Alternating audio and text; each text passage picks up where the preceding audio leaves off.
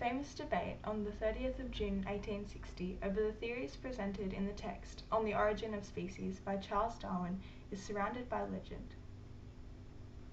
The debate was held at Oxford University, occurring between Samuel "Slippery Sam" Wilberforce, nicknamed for his rhetorical ability in debate, and Thomas Huxley.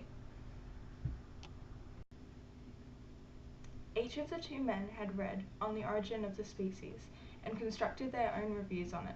The actual events that occurred in the debate are not completely known, as no official verbatim of the debate was recorded. This has caused much discussion, especially over the famous exchange. It was claimed that towards the end of the debate, Wilberforce allegedly asked Huxley the question, was he related to an ape on his grandfather's or his grandmother's side, or words to that effect.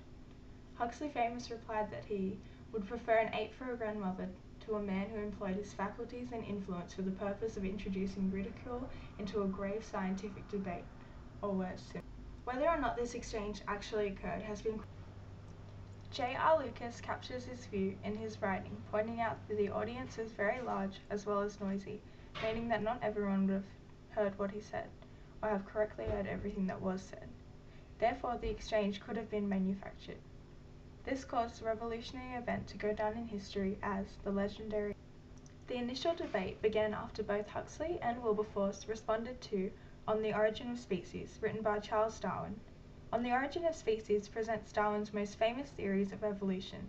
These theories include evolution, species come and go, changing throughout the time that they exist; common descent, organisms are all descended from one or more ancestors, however they have diversified from the original; species multiply, when one species diverges until they become two different species; gradualism, evolution occurs slowly through changing parts of species, not suddenly; and most famously, natural selection.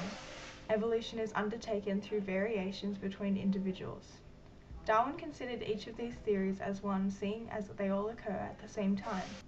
When Charles Darwin published his theories, it led to a large dispute as it contradicted the biblical origins of life, going against the Anglican Church. The text claims that humans had in fact evolved from animals and were not created by God. Therefore, it went against the accepted religious doctrine of the time. This had never occurred before, as the biblical way was accepted and believed in by all. The conflict caused by the newly introduced contrasting view of the origins of life was enough to spark a debate.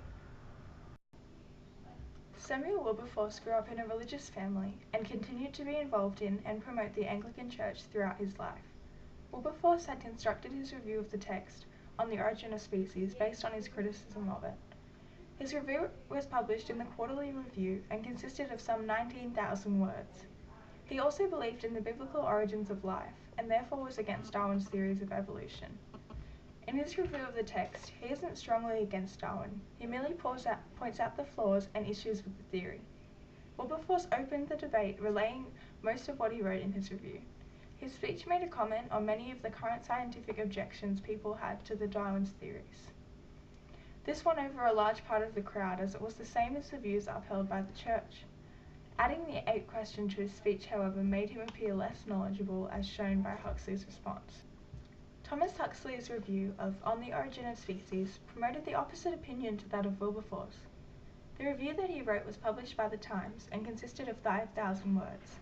Nicknamed Darwin's Bulldog for his support of Darwin's theory of natural selection, Huxley agreed with Darwin's theories. However, he didn't blindly follow Darwin, as throughout his review he critiqued the theories as well as believed in them. His reply to Wilberforce's jibe caused much controversy, with the lady in the audience fainting. As his answer to Wilberforce's question was the last thing spoken, it appeared that Huxley was the victor of the debate. There was, however, no clear winner.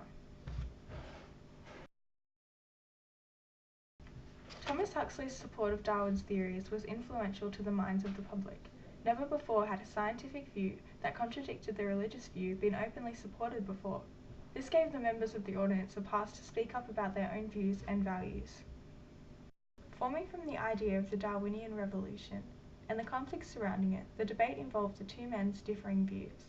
It is also said to be one of the most important parts of history, in which science and religion are seen to be contradicting each other. The actual occurrence of the debate of the event has been debated over throughout the time after it. Whether or not it really occurred, it can be concluded that the Huxley-Wilberforce debate was a massive step forward for science, as it allowed people to form their own beliefs based on both science and religion. This was particularly significant as people had previously been afraid to support science that opposed accepted religious doctrine for fear of exclusion from society. The Huxley-Wilberforce debate also opened the members of the public's minds to a different theory on the origins of life from the biblical one. After the debate, the theory became more accepted by the community as it had been explained and supported by Thomas Huxley. The new theories that were presented gave the people the chance to question the biblical views and make their own choice on what they wanted to believe in. The legendary encounter of the Huxley-Wilberforce debate will remain a turning point in science's history.